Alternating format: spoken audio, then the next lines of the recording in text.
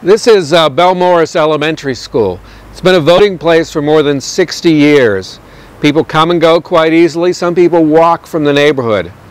And the Election Commission, the Knox County Election Commission, closed it down, saying it didn't have adequate handicap access. I'm standing right here on the handicap ramp. The excuse was bogus. And yet, despite community complaints, the Election Commission proceeded. We put together a petition with more than 170 names. The Election Commission would not change its mind. So this polling place, this good polling place, was closed down for no good reason. This is my community. I love it here. This place was kind enough to elect me a county commissioner. And yet my community is being posed upon with clear voter suppression for no good reason other than to curtail the vote and to make it more difficult. It's offensive. People should be upset. A lot of voters like this entrance.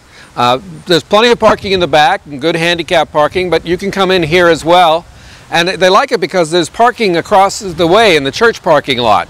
So parking has never been a problem at Belle Morris. Unlike the location to which things have been moved, Larry Cox Rec Center. Come election day, some 1,300 people are going to try to cram into that very small location. It's not going to work. I hope I'm wrong, but it's not going to work. And the very fact that people don't know enough about the move and are being asked to cram into a small location is going to be voter suppression. People are going to be deterred from voting. It is absolutely the wrong choice. And it's a choice that's just not reasonable. Okay? Our election commission had a chance to reverse its decision and it didn't.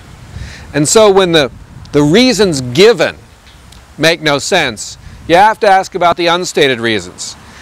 This is at the heart of an open seat, hotly contested state house race.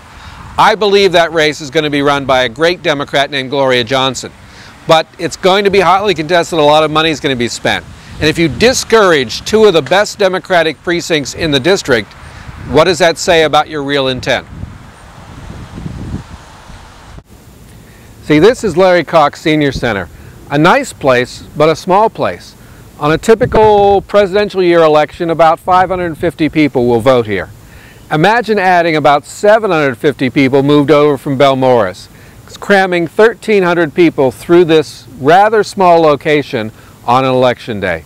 It could easily discourage. This small parking lot and the street easily could fill up during the hard times, the hot times, the morning rush, the evening rush, and it just doesn't seem like a good decision. Now, to rationalize this very bad decision, the election administrator assumed we could double count, that we could actually park on both sides of that small street over there.